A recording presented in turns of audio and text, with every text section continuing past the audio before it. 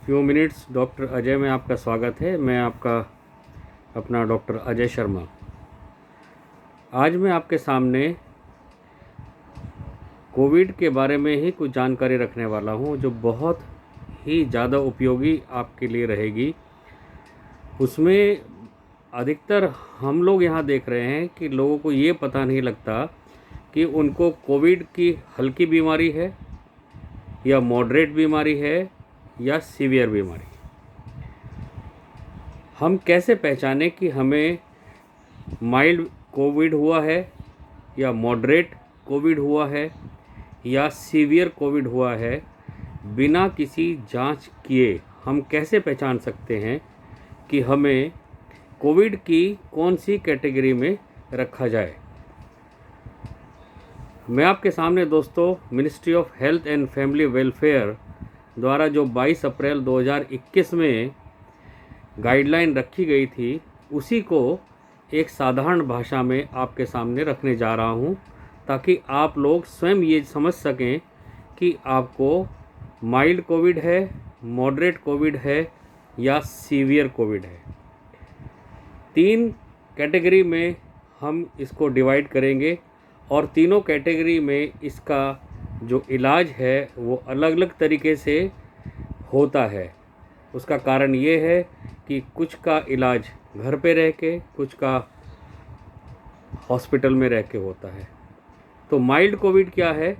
अगर किसी को अपर रेस्पिरेटरी सिम्टम्स जैसे खांसी, जुखाम, बुखार, गले में खराश या सांस चढ़ना या सांस ना भी चढ़ना, अगर ये सब उसको परेशानी है तो उसको हम होम आइसोलेशन और होम केयर में रखते हैं, और ऐसे केस हम माइल्ड डिजीज़ में ही लाते हैं। दूसरा कैटेगरी होती है मॉडरेट डिजीज़।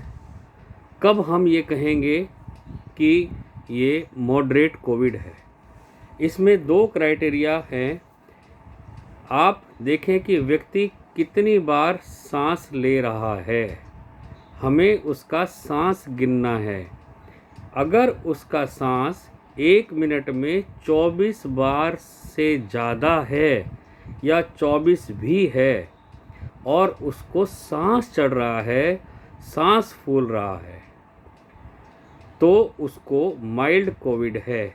या उसकी SpO2 जो कि हम पल्स ऑक्सीमीटर से देखते हैं, वो 90 से 93 90 to 93% के बीच में हो और रूम एयर पर हो, तो ऐसे जो केस हैं वो माइल्ड कोविड डिजीज़ में आएंगे, और ऐसे केसेस को घर पर इलाज नहीं होगा और उनको वार्ड में भर्ती किया जाएगा। एक बार फिर देख लीजिए, मॉडरेट कोविड में हम 2 चीज़ देखेंगे।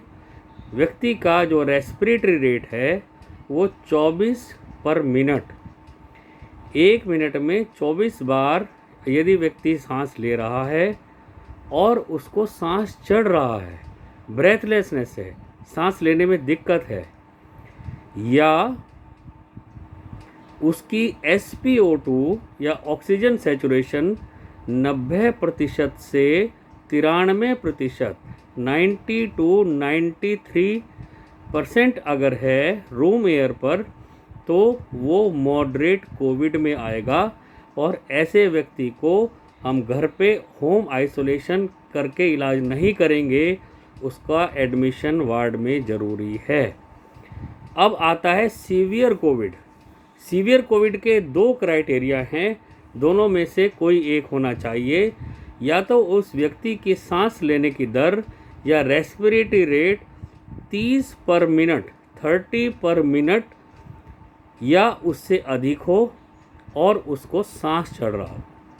1 मिनट में 30 बार से ज़्यादा सांस ले रहा है और उसको सांस चढ़ रहा है, और यदि उसकी SpO2 90% से कम है, SpO2 कंसंट्रेशन 90% से कम है, तो ऐसा व्यक्ति सीवियर कोविड डिजीज़ से ग्रसित है और ऐसे व्यक्ति का एडमिशन आईसीयू में ही होगा। एक बार मैं तीनों को आपको दोबारा बता देना चाहता हूँ, जिससे कि आप घर में ही डिसाइड कर सकते हैं कि आपको माइल्ड कोविड है, मॉडरेट कोविड है या सीवियर कोविड है। अगर रेस्पिरेटरी सिम्टम्स हैं, माइल्ड कोविड मैं बता रहा हूँ, माइल्ड कोविड में खांसी, जुखाम, बुखार, गले में खराश और हल्का फुल्का सांस चढ़ सकता है या नहीं भी चढ़ सकता है, तो ऐसा माइल्ड कोविड है। उसको होम आइसोलेशन और होम केयर की ज़रूरत है। दूसरी कैटेगरी है मॉडरेट कोविड, जिसमें कि रेस्पिरेटरी रेट 24 पर मिनट